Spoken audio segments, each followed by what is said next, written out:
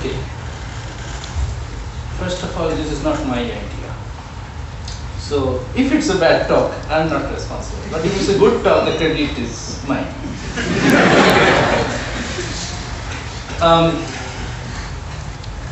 So, let's not waste any time. Let's start with the most important tip. The first and most important. Can you read it from the end? You cannot. Okay. So that's one thing. You should make things readable. Okay? And this tip is no one can teach you how to give good talks. You must learn on your own and find out what is best for you. It's a personal question which you should solve personally. So the conclusion is that the rest of this talk is irrelevant. So what can be done actually in the rest of this talk? What anyone else can do for you is that they can share with you various experience which can provide food for your thoughts. And food is always good. And the more the experience, the more the food. Okay? So this explains why I have been chosen at age 62. There is only one person I think in this room who is older than me. So why I have been chosen to give this talk? There is no claim that I can give very good talks. The only claim is that I have heard many bad talks. And so I know what not to do. So this is some of the things that I just want to talk about here. So this is the plan for the talk. Initial joke. It's already done. The body of the talk. And the final joke, which is sometimes also called summary. But depending on the actual summary, it can be more or less of a joke. Actually, this outline is universal. I mean, it works for any talk. So you can start any talk with this outline. Okay. Now the specifics for a talk is actually contained in the second part, the body of the talk. And for this talk, the body is this. First, preparing for the talk. Number 2, deciding on the contents. Number 3, preparing your slides. Number 4, some skills worth learning. I mean skills that you don't learn when you are just writing a paper on a piece of paper. And number 5, what are the things that you have to remind yourself at the time that you are giving the talk, during the talk. And number 6 is after the talk. So it's very clear. So we'll now go through these 6 points one by one. So point number 1 is preparing for the talk. So first let us define what I mean by talk. There are many kinds of talks, and of course the strategies are different for different kinds. So first of all, there are 2 broad classifications. One is pedagogical and one is a seminar. In the first kind, you are sort of trying to teach something to the audience. In the second kind, you are trying to inform something to the audience. And, excuse me. And then among these 2 categories, there are also subcategories. Pedagogical talks can be either classroom talks when you're teaching a course, that is, or it can be some popular level talk when you are trying to reach an audience which is not very specialized in their training. Seminars can be a standalone seminar, like for example this one. There is no seminar before this one and after this one. Or it can be a seminar in a conference, in which case there are certain other things that you have to keep in mind. And the conference seminars also can be invited talks or contributed talks. these kinds a little bit, but our main emphasis will be on seminars and standalone seminars. But the other things will be talked about a little bit. So, the first thing, and I think it's the most important part of the preparation, is that know thy audience. You'll have to know who you're talking to. So if you're going to give a course, you are going to talk in the classroom, then the answer should be obvious. If you're teaching an MSc course, then you know that the students have already passed their BSc.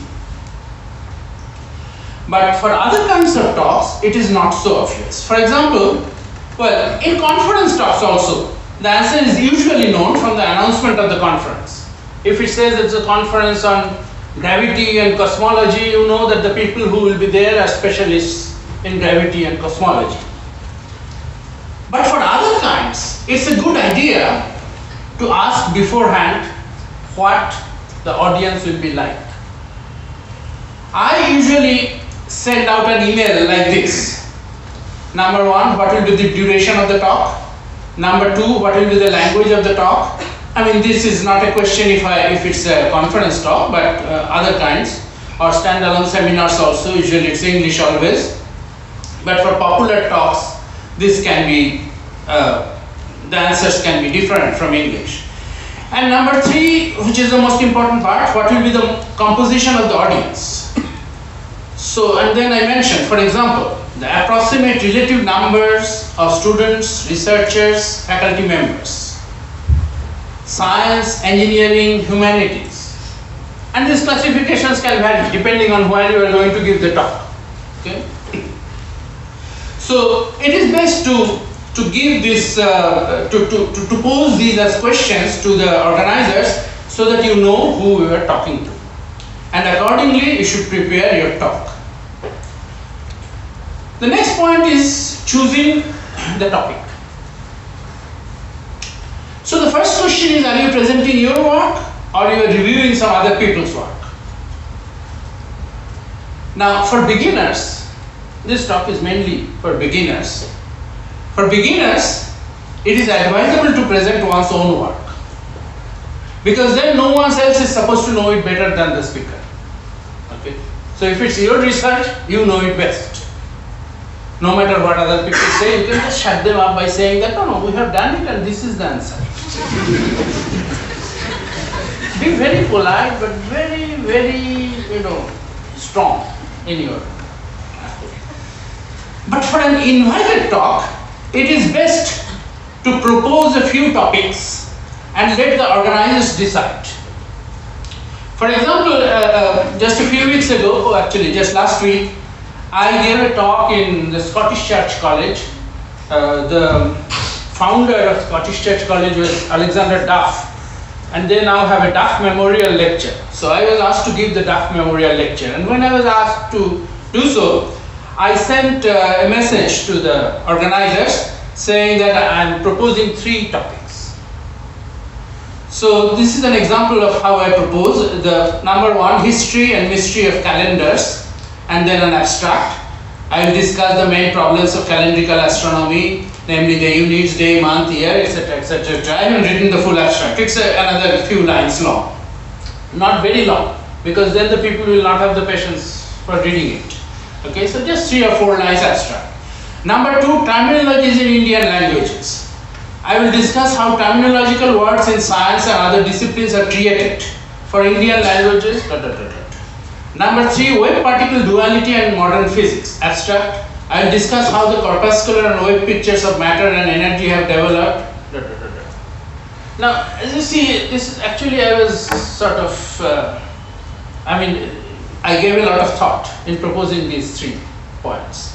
The first one, I would have thought that it will be, anybody will be interested. Anybody with an inquisitive mind, that is, will be interested no matter what the person's background is. The second one is sort of about science, but actually the pivotal role in this thing is not science but languages, because it's the terminological words. Okay? So you have to know a little bit of science, but Not very much. It's how language works really.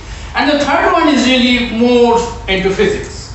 So in a sense, by proposing these three topics, I'm also trying to understand what the audience will be like. If it were a physics audience, probably they would have chosen number 3. If it were a sort of science, but not physics necessarily audience, they could have even gone for number 2, and if it's an audience with science and humanities and everything, they'll probably choose number 1. So they chose number 1, and I gave the talk last week. So it is better to give such options so that you can get a feeling for the audience. Now the next thing is you have to be in the right frame of mind. Now you have to feel sort of enthusiastic about the talk. And although at the beginning of the talk I said that this is not my idea, giving this talk, it was Kaushik's idea. I didn't say Kaushik's in the beginning, but now I'm saying. But after he sort of proposed the idea, I sort of thought about it, and then at one point I felt that, okay, I feel enthusiastic about giving this talk. And at that point I said, yes, I will give the talk. But if you don't feel like giving the talk, you just come here and say, build up a certain enthusiasm in your mind. That, forget it. Don't give the talk. Okay? Now, the second thing is what I call the graduate student syndrome. When I was a graduate student, when I was doing my PhD, I had to give some talks in front of other students and also my professors. And I would always think that whatever I am going to talk about, my professors know everything. That is not true. In fact, most of the professors know very little. so don't assume that the professors know a lot. Even if there are Nobel laureates in the audience, don't assume anything. Whatever you think is the ideal audience that you have in mind, just sort of design your talk for that audience. Be confident without being arrogant. And then try to think beforehand the questions that might arise during the talk and prepare the answers. But don't give the answers during the talk. Okay. Now for beginners, a few extra ones. Rehearse the talk. There is really no substitute for rehearsal. You have to rehearse the first time you go to give a talk, and the second time, and maybe also the third time. You have to rehearse the talk in front of your friends or even in front of an empty audience. But rehearse the talk so that you at least time yourself, you know how much time the talk is taking and so on. Especially if you are giving the talk in a conference, it is very important to time yourself. Because otherwise, you are a new person, so the chairperson will just take you and throw you out of the class. Okay? And then the second important thing, plant some friends in the audience who will ask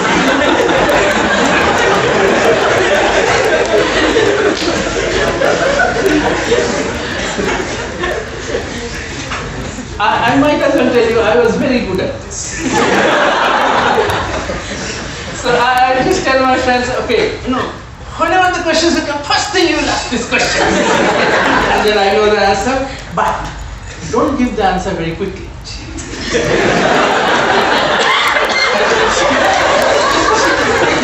Because there is only a finite amount of time for answering. The more time you can spend with answers, you know it's better for you. Okay? So, and then number 3 for beginners. I have suffered because I did not know this, but now I know this. But now I'm not a beginner. Try to make the first 1/3 of your talk accessible to everyone. The second 1/3 accessible to specialists. And the third 1/3 to none. This third part I did not know when I was a student. And I suffered very much for that, because after I came out of the talk, everybody said, oh, that's a trivial talk. He's not doing anything. So don't fall into that trap. And I am serious. Make it ununderstandable to everyone. That is important, very, very important. Now, choosing the right media for the talk. If it's a classroom, use blackboard. I mean, there is no alternative. No matter what technology does, technology invites this whiteboard, I don't know, transparent boards, whatever, use blackboard. And do not think even that writing on the blackboard is just a waste of time. So you could have just, write everything beforehand and just flash it. Because the time that you take in writing is also the time that the audience is taking, the students are taking for absorbing the material. And it's important to give them that time. So don't do anything other than blackboard. If you have to show an experimental, arrangement which is huge, then don't draw it, maybe just show a picture of it, that's fine. Or just, send your students a WhatsApp message beforehand so that they can see the picture before coming to the class. But otherwise, use the blackboard. If it's a seminar, it's a projection of computer file like what I am doing now. And these days, almost there is no alternative to that. I mean, there are many places, especially conferences, that if you go to and if you just announce at the last moment that you want to use a blackboard, you probably see that there is no blackboard that you can use. Okay? So there is no alternative. You have to use this medium. If you really want to give a blackboard talk, ask beforehand whether a blackboard is available. And if it's not a blackboard but a whiteboard, don't use it. That's very, very bad. I mean, maybe the first round of things you can write, but then you cannot erase it. So the second round will be superimposed on the first one and nobody will be able to see. So whiteboard is out. For popular talks, you ask the organizers beforehand whether projectors are available if you want to use a projector. Not every place will have a projector. Okay? Blackboard is also not a viable solution because then the audience will think that it's like a classroom and that sort of violates the spirit of the talk. Okay? So you have to either, project it or just be prepared to talk without any props at all. Just a hand waving talk. I mean, literally hand waving. You just wave your hands and give the talk. Now, for most of this talk, I will assume that the talk will be projected on a screen from a computer. And I will also assume, when there is a need for assuming the file type, that the computer file is a PDF file created with LaTeX. Many comments will be independent of this assumption, but some comments will be dependent on it.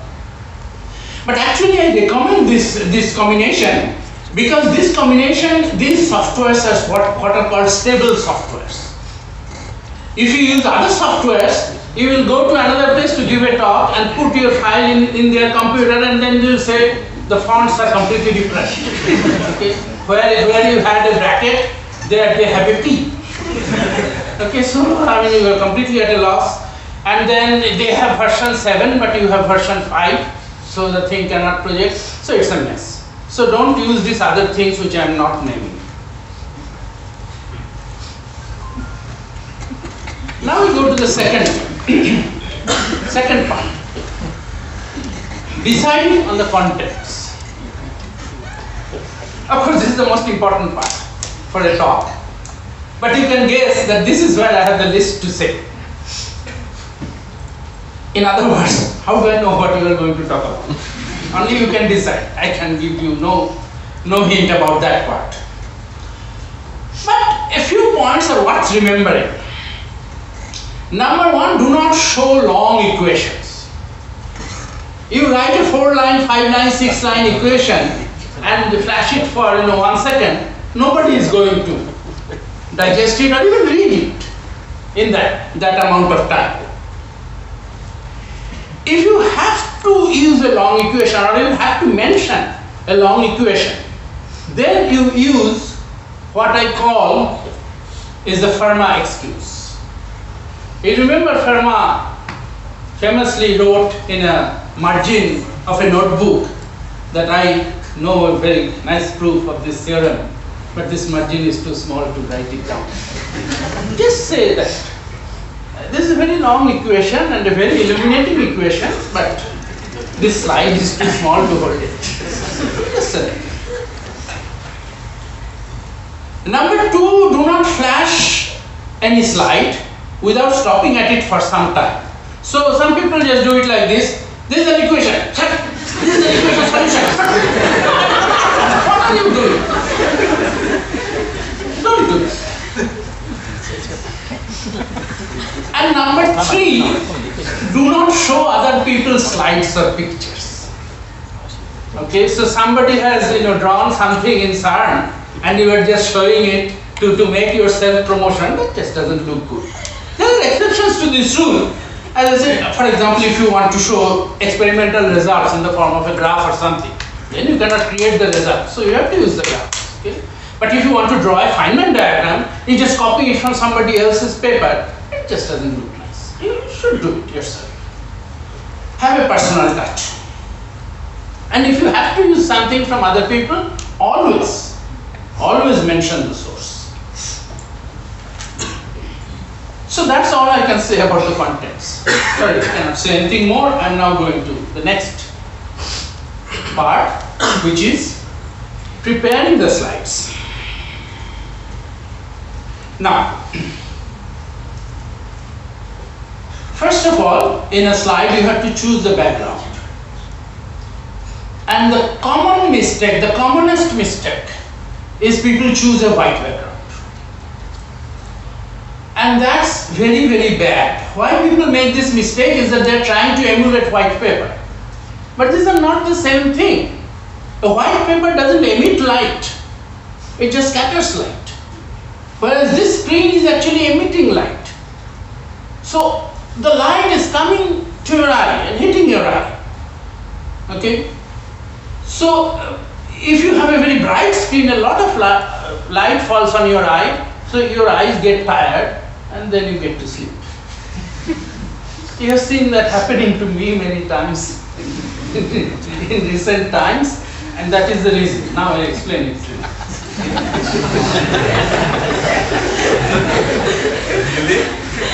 So the solution is, of course, use dark backgrounds, as I have done everywhere in this talk. You might have noticed already. If you haven't, just notice it from now on. The backgrounds are always dark and the fonts are light colored. I mean, if you want to appreciate the point, I will just let you look at the next 2 slides for 15 seconds each. And I have the stopwatch.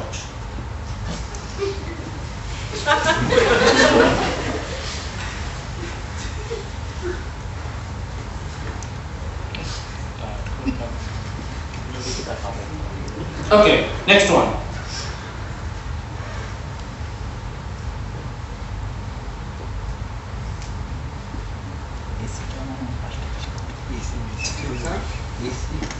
Do I have to ask which one is more pleasant to look at?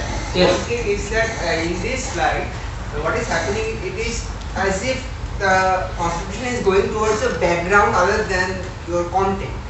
That is what I feel in this presentation. So if there are many equations, not many statements, and there is a dark color, the dark color is grabbing more of my attention than your content.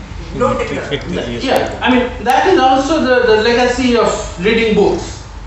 But you see, more and more people are not reading books at all. Okay, so this legacy will go away in a few years. Okay, there will be some people who have never read, who will have never read books in their lives. They will only look at computer screens. So it's better to have a dark computer screen and have the signal right on that. Now, choosing font colors. That is the foreground. Golden rule for colors is, of course, on light background you use dark fonts, on dark background you use light fonts. But that brings the question, what is light and what is dark in terms of color? Of course, it's easy to say that white is light, black is dark. But what about blue or green or yellow, red, magenta, tan or amber and so on? So the answer to this question about the lightness and darkness of colors depends on how human eyes perceive colors. So let me get into this. So let's look at this picture. On the x-axis I have the wavelength of light in nanometers. This is 400 and this is 700 nanometers. So this is these two are the boundaries of what our eyes can see. And this is the absorptivity. There are three kinds of molecules in our eyes which absorb light. And this is the relative absorptivity. This is A, molecule A. I don't remember the names. The organic molecules are too difficult for me. Okay, the names I mean. So there is a molecule A which absorbs like this, which peaks around 600 nanometers. There is another which is B, which peaks around 550. And then there is a C whose absorptivity is small and it peaks around 450. And the combination of this thing gives us the sense of light. For example, if we can sense that we are seeing most of the light from A and a little bit, maybe 20% from B and then nothing from C, then we would imagine that this is the wavelength of light which is coming to us, and so on. Okay? Now compare this spectrum with blue. This is blue, green, yellow, red. And this background thing, the magenta background, is the sum of these three colors. The normalization is unimportant. The normalization just tells you about the intensity of the light. The color is not given by the normalization. So I have normalized everything to 1. So now look at this. If you look at the green one, and remember that this magenta thing at the back is the white light. Okay. So here, if you get everything, then it's white light. So the green one has a lot of intersection with the white light. The yellow also has a lot of intersection with the white light. So these are the colors which are close to white light. Now remember, when I say green light, it's not a monochromatic green light. Okay? It's a green light with some spread in the wavelength. So in fact I have just drawn some Gaussians to make the point. So a green will have a lot of overlap with the white, a yellow will have a lot of overlap with the white, but the blue and the red will have very little overlap with the white. Rather, if you look at the overlap, blue and the red are closer to black, because black means nothing. Black is the x-axis. Okay?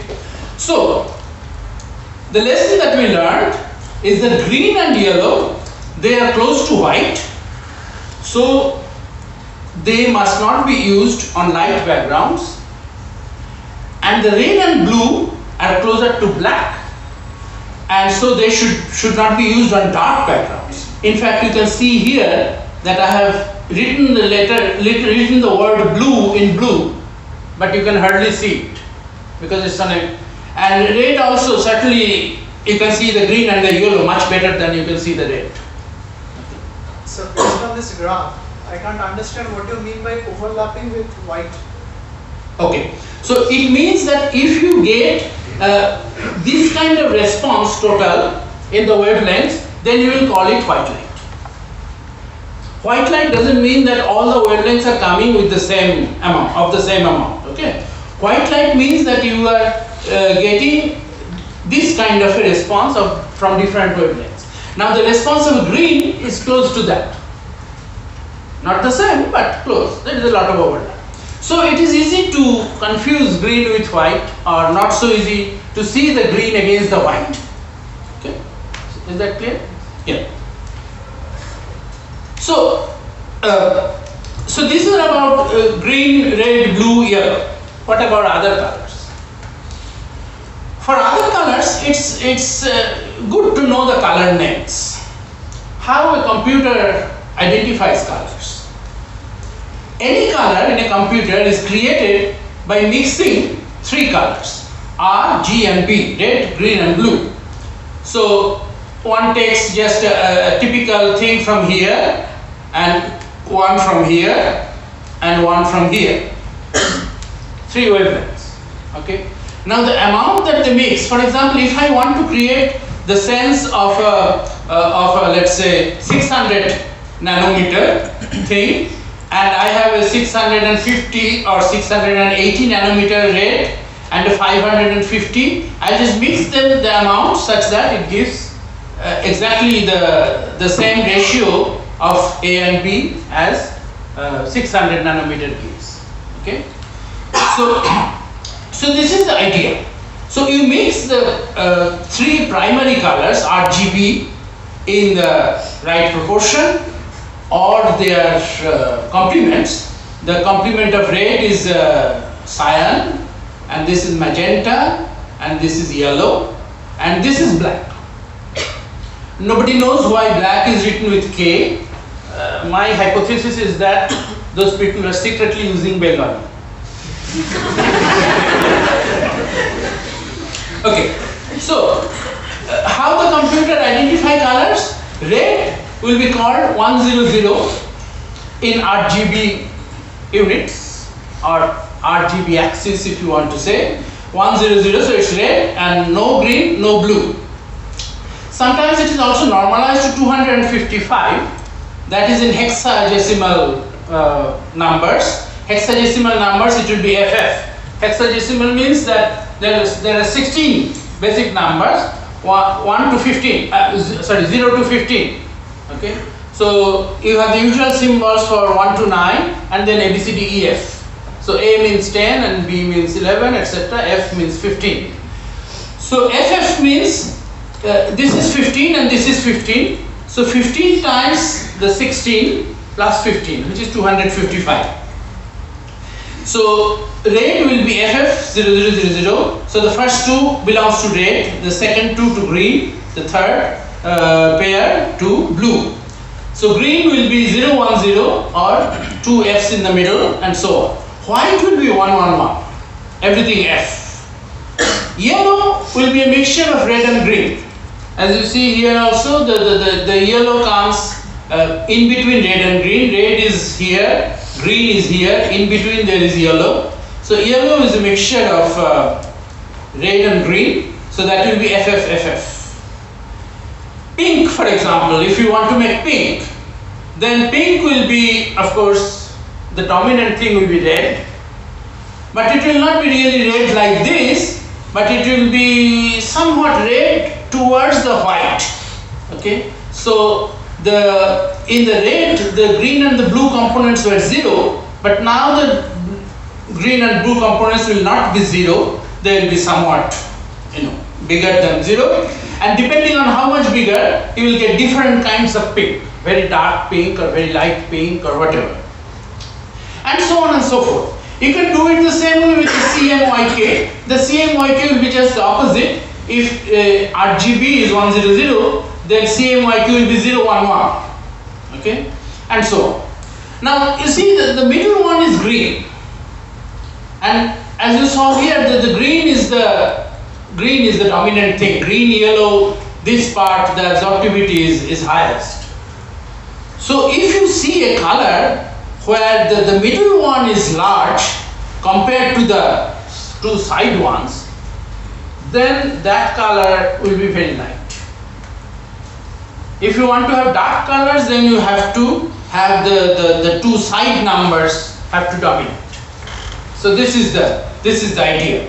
So now you can create your own color also in the computer if you want. In fact, many of these colors in which I am showing the slides, for example, this color, this I have created. I have just asked the computer to make some particular combination of RGB and make this color. After the color, yes. Can you please take your hands away from your mouth? Sir, it was a hard part of your talk, is it? It was what? Hard part of your talk. Maybe. So font shape and size. First of all, shape. Use heavy fonts. they look better on slides. What is meant by heavy? The answer is, if you write a paper, write on a piece of paper, with a certain font, you write some text. Okay, let's say that you are writing the first page of War and Peace. Okay, so you write it with one font, you write it with another font. Now, the same amount of white is not darkened by the two fonts, right? So the more dark color you will have, the font will be called a heavier font. So for example, a bold font is heavier than the normal font. Okay, but even without the bold, some fonts are heavier than some other fonts. I will show you some examples. The other thing is, I very personally feel very strongly against fonts without serifs. The serif is this just a little mark at the end of the lines. These are called serifs. Okay, there are fonts without serifs. For example, these ones. As you see, the lowercase l and the uppercase I, they look the same without serif fonts. So I don't like it. I mean, for a long time after I went to the United States, I couldn't pronounce the name of the state Illinois, because I have seen it written in sans serif fonts, and it's I-L-L, but it looked to me I, and I didn't know how to pronounce it. So I think one should always use fonts with serif. Examples of font shapes. See, this is the CMR font, Computer Modern Roman. This is the default font for LaTeX. So this is an example of a text written with CMR. I think the CMR is not good enough for slides. CMR is good for hard copies. But for slides, the better font is a Newcent font. And this is an example. I think you can probably see that this is the heavier font than the CMR. I mean, look at this P and this P, for example. You can understand that this is a heavier. The Times Roman is lighter than the CMR even.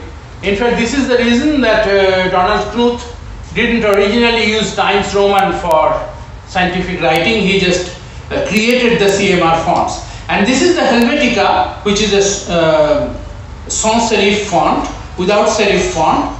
This is like this. I have already recommended against it, but if you really like it, you can use it. But some things will be confusing there. So for LaTeX, I think my vote goes to Newcent fonts. If you want to create slides, use the Newcent, or find someone which is as heavy as Newcent. The size. About the size, I only need to remind you what is called the parable of prawns. Has anybody here heard the parable of prawns? I suspect not, because it happened to me. It is not a parable from the Bible or anything. It is when I was living in the United States, and once I went to the supermarket to buy some grocery, and I was very pleased to see some prawns which are being sold. So I was thinking of buying it, and there are prawns of 3 different sizes. Now, of course, the bigger size would cost more, and so after some time, I decided that I would buy the smallest size because that is the cheapest. That is what I can easily afford. So I asked the person that give me prawns. I mentioned some weight, and so he said, "Which one?" And then I said, "The small." And he said, "There's no small." I said, "Why, this is small?" He said, "No, this is large." I said, "Then what is the next one?" He said, "Oh, that's called giant."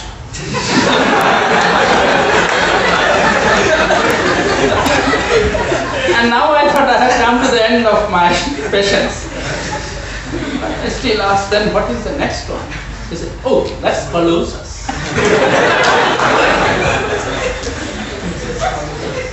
So this is the parable. And as you know, every parable has a moral. The moral of this parable is that sizes which some people think large are actually small, or sizes which some people think small are actually large. So sizes which are large for writing things in a hard copy are actually about the smallest size that you can use on a slide. They are the small for the slides. And I will show you an example of large. This is the large. Can you see it? If not, I have made my point. Okay? Then this is the one which is in LaTeX, large with a capital L. This one is also too small. This is the large with full capital. This is the one which is, I think, is okay. And in fact, this is the size which I have used. So the large is the smallest size, and if you want to go even higher, you can use the huge. Huge is a built-in LaTeX size which comes. But then if you really want to, remember the prawn seller in the supermarket and want to use the gigantic or the colossal, then you have to create them yourselves. But fortunately, creating the fonts in something like LaTeX is very easy. It's not very easy in some other softwares. For example, this gigantic font I have created just by saying, giving these commands, \font, gigantic, equal to CMR10 scaled 3500. CMR10 would normally produce a 10-point font. But if I scale it 3500, that means it's scaled by, this is 3500, this means by 3.5 times it will magnify the font. So it will make it a 35-point font, and that's gigantic. If I want to make it 55, I have to say scaled 5500. And so on. We are saying this everything in terms of points. The point is the printer's unit, which I believe these days everybody knows, but I have just written it down here for the sake of completeness. 1 point is roughly 1/72 inches or 1/28 centimeters. So the large is 14 points usually, but that is too small, as I said. You have to start using from here.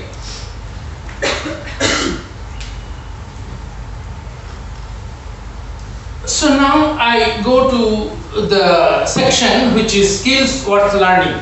Skills which you do not have if you always write things on paper. Okay. Number 1 is changing colors in a PostScript file. This is an easy skill, and I think everybody should have this skill.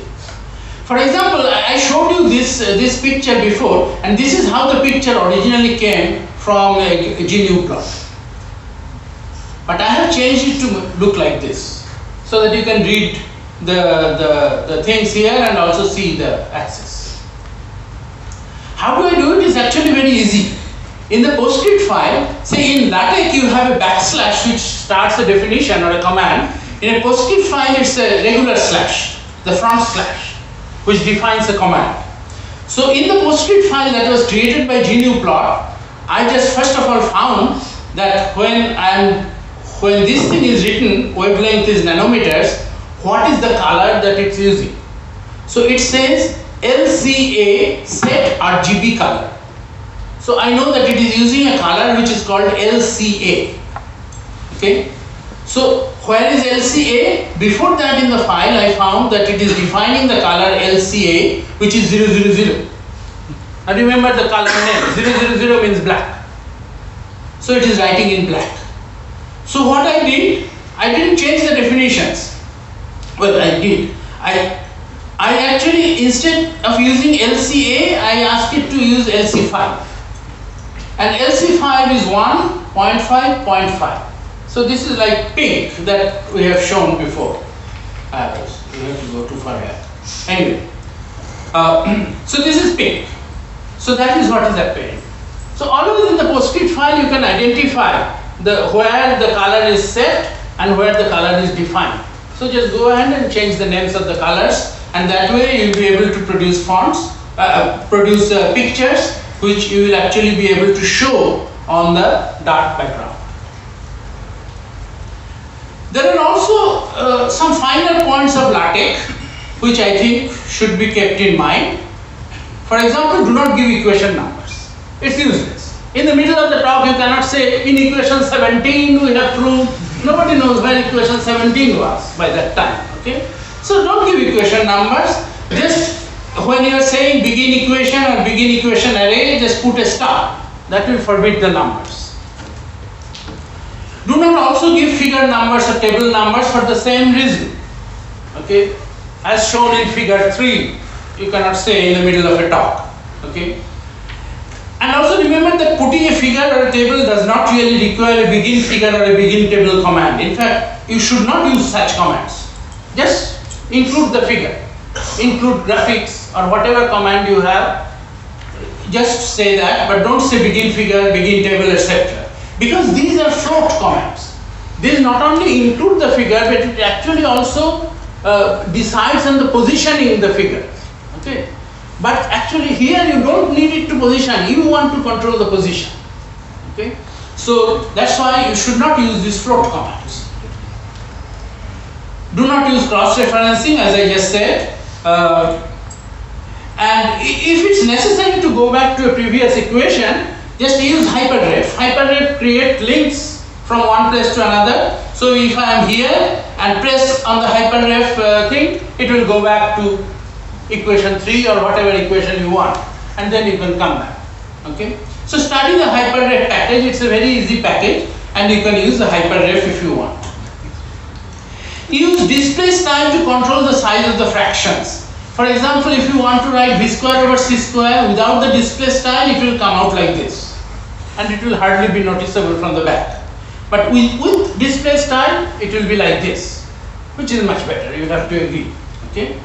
So, and then I already told you that use the package newsent so that the ordinary text appears bolder, and also use the package Euler so that the math mode text appears bolder. The usual math mode text is not good for projection purposes. With Euler, it becomes much better. Now, what are the things that you have to keep in mind during the talk? First, the beginning. Go to the lecture hall a little before the audience, and test your 5 words with a combination of computer and projector. As many of you know, I have come here before you came, and many of you know that I have come here after you came. Okay, so I am in the middle. Attract the attention of your audience by something distinctive at the very beginning, maybe with a joke or with an anecdote or whatever. Okay. I hope you remember that I have followed this rule. I started with a joke. If it's a short talk, say 30 minutes or less, do not start with an outline of the talk. You don't have time to waste. In fact, I think the outline should be avoided even in an hour-long talk. If a person cannot remember for 1 hour what I am talking about, what's the point of giving the outline? I mean, it's like that story, you know, there's a car which came from the back and hit the back of a truck. And the truck was going to turn left. So the case went to the judge, and the judge said, "Why did you hit the car?" He said, "I thought the truck was going to turn right, and so I was going from the left." And so then the judge asked the truck driver, "Didn't you show him some signal with hands or something?" So then the truck driver said, "The person who couldn't see the truck."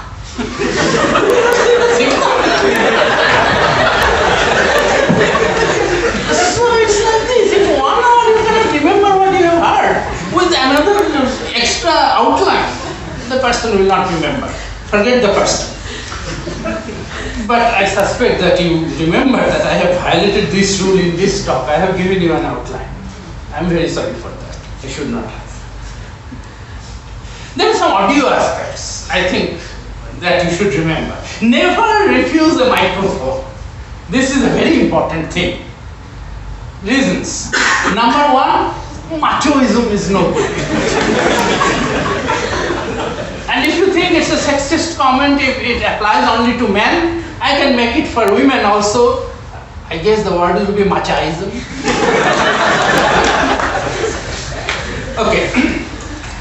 I mean, you don't know when you are starting the talk how your voice is going to hold after 30 minutes or after 45 minutes, and you don't know the condition of the place that you are talking, the acoustics of the room, and so on. How much you have to scream and so on. So never refuse a microphone. Number two is even at the beginning, people usually the ends of the syllables or the ends of the sentences are usually less. So this is what happens. So, but those parts also deserve to be heard. Okay? So use a microphone. I mean, the moral is, when a microphone is offered to you, do not say that, am I audible?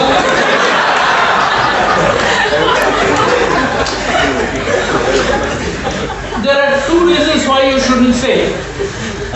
One is it is a bad decision, as I have already explained. The second thing is it is bad English. Okay? I mean, in Bengali you don't say Amiki Sabbo.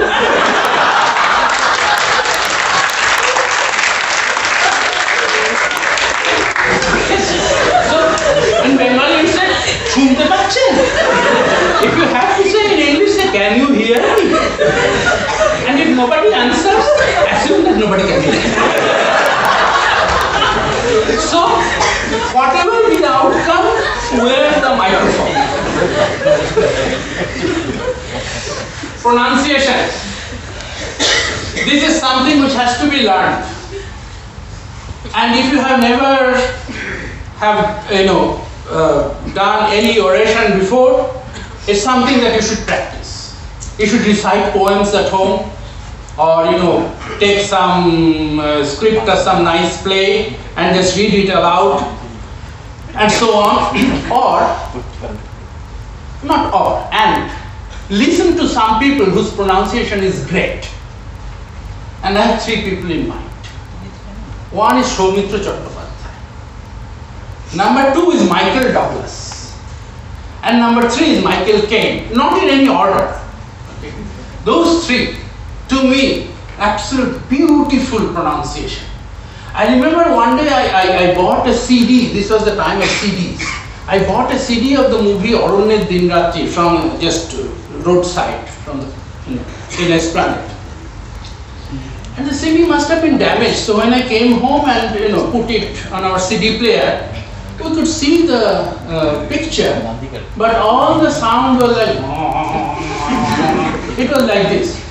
And then after 3 minutes or so, Soumitra Chattopadhyay came in and he said something, and that was clearly understandable. He was the only person understandable in the whole movie. Okay? So, very beautiful pronunciation, and notice how they pronounce the end of words. This is very important. It's a skill which should be attained. And as I have told you, you should show some enthusiasm or eagerness while you are talking. So not in a very flat tone or very dissociated tone or whatever. Learn the pronunciation of the scientists' names that appear in your talk. Okay. If there is Einstein's name and you don't know how to pronounce it and you say Einstein, I mean, people say that you are no good. Okay. Common mispronunciations are Schrodinger's name. Many people call it Schrodinger, but there is no jar. Okay. Feynman, I know that this name is very much mispronounced after I came back to India from the US, because before I was doing my BSc and MSc, the name of Feynman never came up. And after I came back, I found that many people call him Feynman, and there are a lot of things. But his name is Feynman. Nice person. Don't spoil this nice name.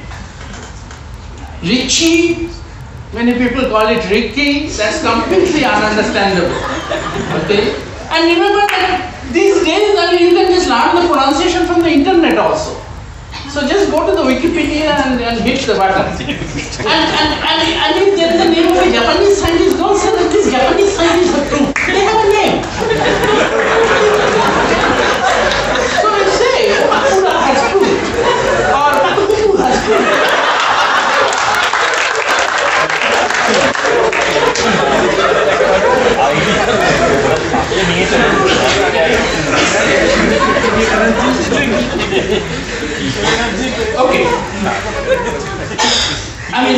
not really during the talk, but during the talk you will realize how much this is important. So I have put it here. Pronounce everything beforehand. I am not saying each and every word you have to pronounce beforehand, but the words where mistakes might be made, those words rehearse at home, pronounce them beforehand. Okay? So be careful about, for example, word boundaries. I mean, if you don't remember the word boundaries, then you know, instead of therapist, you just put a word boundary here.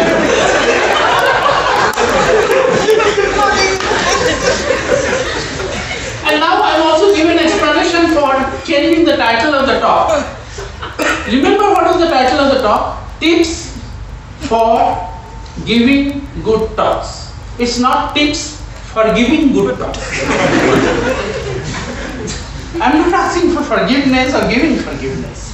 Okay? So you should also know the hyphenation boundaries. There mistakes happen there.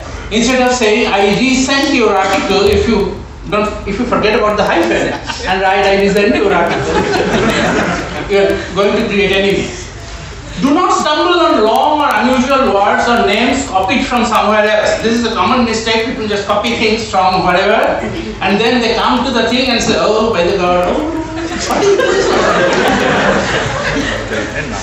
So do some practicing with the tongue. I mean, pronounce things like this. The Hubbard flu has infatuation of Akbar, Dorbendically Lasseta is the Gorbandism of Humayun. This kind of word should be practiced. Michael cannot say that. Even Michael can consider, but Shobhita Jattubartha can. So, you know where this appears? This appears in Rabindranath's last prose book, which is called Galpo Shabd. There is a guy whose name is, what is his name? Bachashpati, who is creating a new language. And his idea is that the words need not be explained. The words should explain themselves. So he says, if I write the Hubbard was infatuation of Akbar, Dorbendically Lasseta is the Gorbandism of Humayun, nobody will ask the meaning because the meaning is obvious. Okay. So anyway, this is just an aside. Time management. This is a very important thing. What are your options? If you reach near the end of your allotted time, as I have reached, and find that there is still a lot of material to be covered. I don't have a lot, but I have some. What do you do? There is a whiz solution. So just go to it. Okay? So instead of pronouncing them clearly, just that's it. The problem with this solution is that you are almost surely losing your audience. The audience have no idea what you are talking about or what you are talking. There is this Gerosh's law. Robert Gerosh was a Chicago professor who gave this law. The efficiency of a talk is determined not by the amount of information emitted by the speaker, but by the amount of information absorbed by the audience. So if you are going fast, the absorption rate is very low. So it's a bad talk. Other solution is the big solution.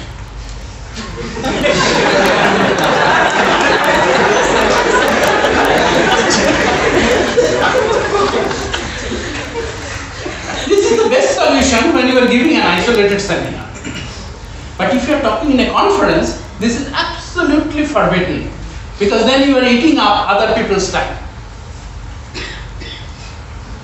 And if you are a beginner or a very young person, you are likely to be thrown out. The bulldoze solution. Make no compromise on your speed or material, anything. Go at your own pace and finish at whatever time. The problem is after 10% extra time, the audience thinks that you haven't put enough thought into your preparation. After 20%, they think you are inconsiderate. After 30%, they think you are masochistic. After 33 and 1/3%, they start leaving. There is a prevention solution also. Prevention is always better than cure. So how can you prevent? Some ideas. Don't try to give the full War and Peace or Mahabharata in your talk. A good talk is not a talk that contains a mountain of material. It's a talk that inspires the audience to think about the subject of your talk. It doesn't even have, it shouldn't even have all the answers to all the questions. Just even raising the questions are enough to make it a good talk. Mark some point in your slides where you should reach at halftime. And ask the timekeeper, for example the chairperson, to give you a warning at halftime. If it's a 1 hour talk and you get a warning 5 minutes before the talk, and if you have half of the talk left, it doesn't help. So get a warning a long time before you have to stop. Carry a stopwatch and put it in front of you and check the time periodically.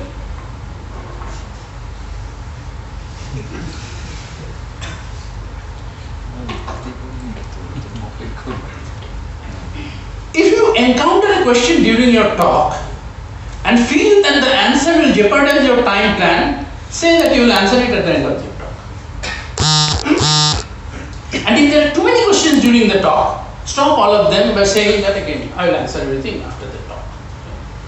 So this way you can sort of go according to a plan and finish it in time. Page numbering might help, no, as you did. Yes, that's a good point. When I said this half, when you reach at half time, it's sort of half the number of pages should be half time. Okay. Now after the talk, of course, comes the questions. What are the types of questions? First type is reasonable question. Try to answer them with care. Never say his question is trivial or stupid. In fact, trivial questions, as I told you before, is good. They are good for you. Okay? You answer them with great care and spend a lot of time on them. So,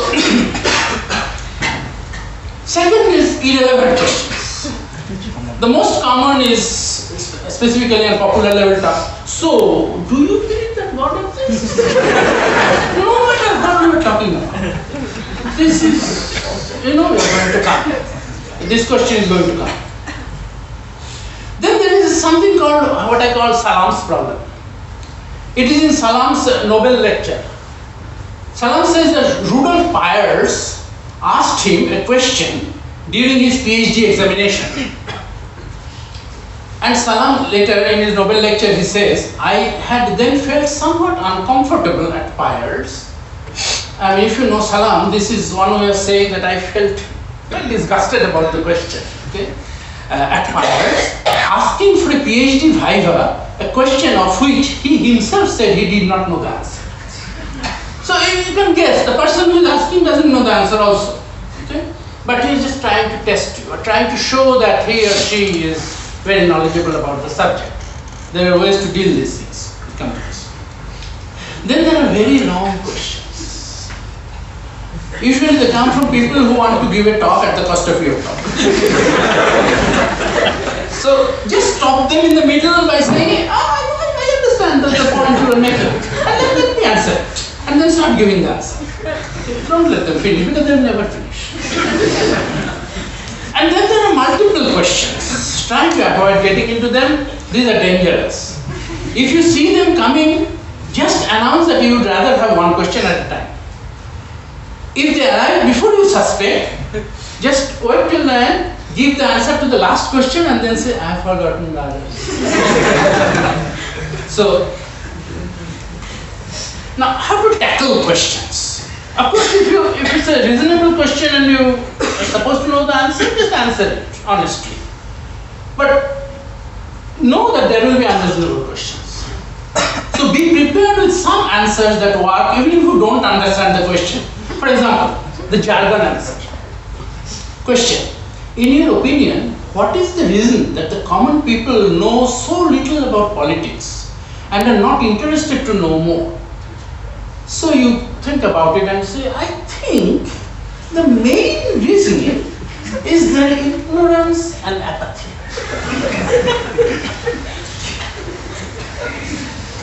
They're just restating the question.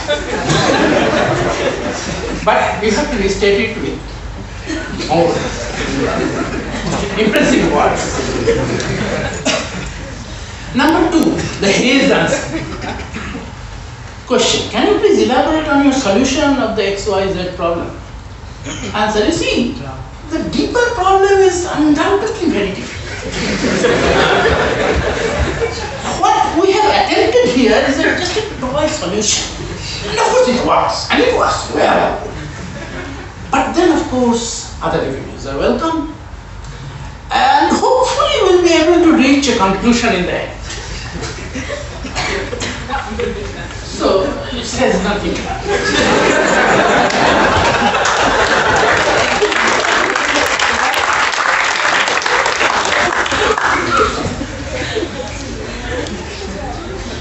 But once in a while be prepared to say that I don't know.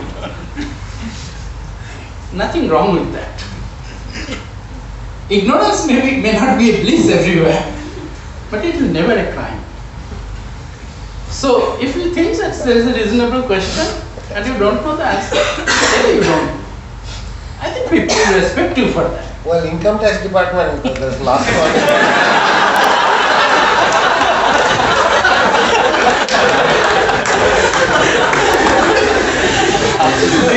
They were not included in my definition of talks. Anyway, as I said, it's be prepared to say I don't know, and at this point I really don't know what else I can say. So that's the final job.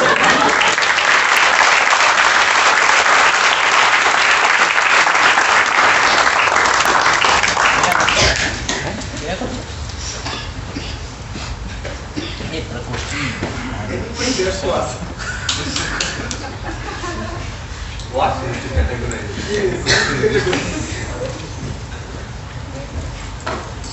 So, would you like to take some questions? Are you planning? I have already given the answers. I think the next speaker will be in pressure, like Piyush Da. You have to You have also already change your broken my slides. joke. Come on.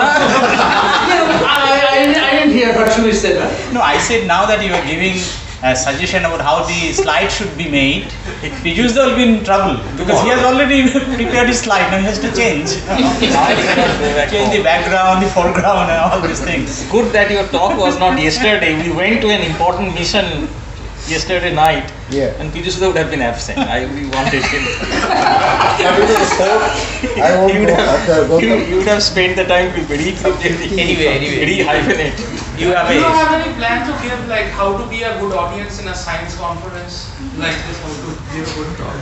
Because most of your slides will prepare the hostile people who are sitting in front and who doesn't give time to especially the grad students and postdocs. Whenever people like you give a talk, even there is a question, people will think twice. But if I am giving the talk, 3 people will jump on me. No, don't make it personal. So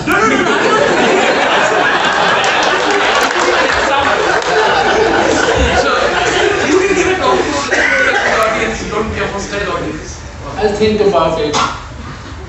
It took me 62 years to give this talk. Maybe in another 62 years I'll be able to give that one. Okay, sir.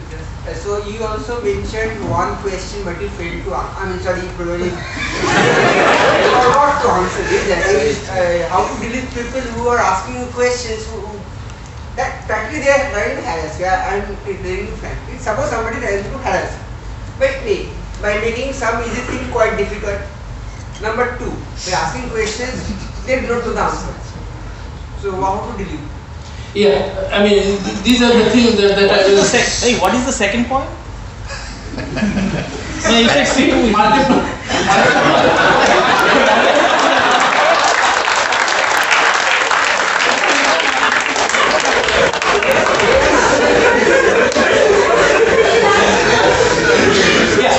First of all, you can sort of make the person nervous by saying something. I mean, you can sense when a person is, jumping on you, you can sense that the person, whether he has an honest question, he or she has an honest question or is trying to harass you, right? So if the person just says, I have 2 questions, Just said, okay, can you please ask the second question first? So he immediately gets angry. Try to unnerve the person. That's one thing you can definitely do. And then the other solutions are these things that I showed you, the health solution and the jargon solution. Those can be used anywhere, any place. But you have to know, some jargon words. Use them. One of the answers I once heard is that I didn't understand your question, but the answer is no. This is a good one. This should have been included. Yeah. Or whatever the question is, answer is no. Yeah. So you should include it in the model talk. Or I did not understand the question, but, and whatever you know, on any of the words related to your to the talk. Yes. Sir, what about the reference slide? Some people give reference slide, and these are my references. Reference. Audience are not even able to read the reference. It is just to show I have read a lot. Yeah.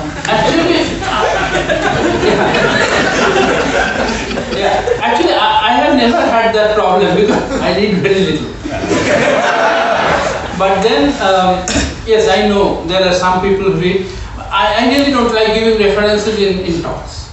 Okay, but all you can say is that if you want the references, I can give it to you, privately, or you can send me an email and I'll give you the references. So giving a talk, unless it's somebody's solution, the Schwarzschild solution. Okay, then you have to mention the name of Schwarzschild. There is no other way of talking about it.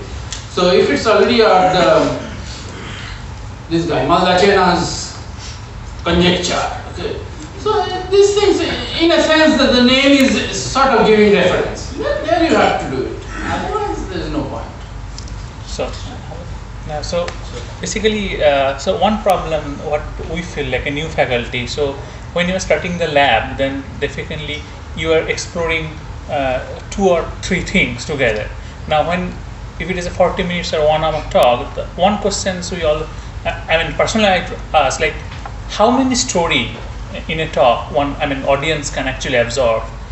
Basically, that's how many what? How many stories? It should be a one story through the whole talk, or it's better, or because our problem is we are just exploring. We don't know where we'll reach. So we have 2 or 3 stories, and Stories mean subject. avenues. 3 avenues on the 3 avenues of research. So is that if they're not related a little bit, but they are related. If they're not related, giving a talk becomes difficult. Somehow you have to find some unifying theme, because otherwise it is difficult also for the audience to change gears. If you talk about something and then you switch to something, but the audience cannot switch so quickly. So you have to sort of put something in an envelope, and you have to present that envelope. I really don't know how general I can make that comment, but personally I feel that way. Sitting on the other side, how to be a good audience, that thing. I would feel much better if there is a unifying theme in the talk. One thing I found it really helped, when you are giving a talk with a small audience, if you try to set eye contact with few people in the first or second row, and it's some kind of a psychological game. When you nod, they also resonate accordingly. It really helps. It really helps. And then people find it difficult to deny. They are already in view. So if you have agreed 10 times, then 11th time, okay, there is a magician. But about nodding, I should tell you one incident. That when I was in Carnegie Mellon, and there I had to appear in my, what is this called, the qualifying exam. The qualifying exam, for those who haven't heard this term, is they can ask questions about anything. Anything about physics, not something else. Anything about physics. Okay. So there is no syllabus. Anything they ask. So there is a written part, and then there is a presentation part. So the presentation part, everybody will have to go and give a talk, and then the professors will ask you questions. Now, the person who would later be my advisor, Lincoln Wolfenstein, other students told me, my friends told me that keep an eye on Wolfenstein.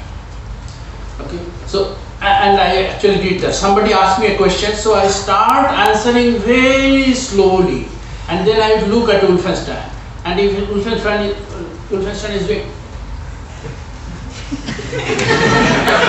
then I know that I am not in the right, and this Wolfenstein is doing.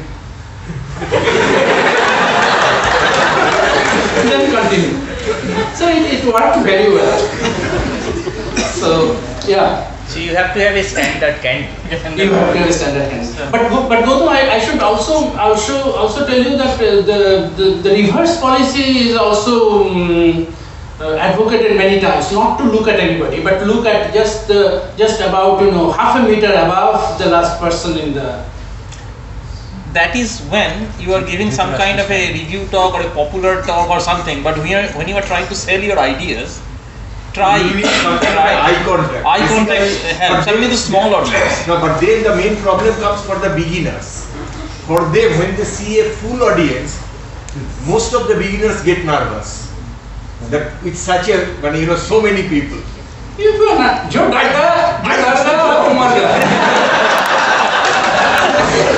are nervous, then nothing can help you.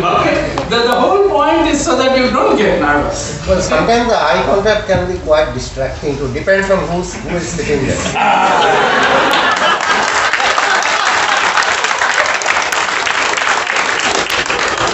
That was a fine note. I thought you were going to say, but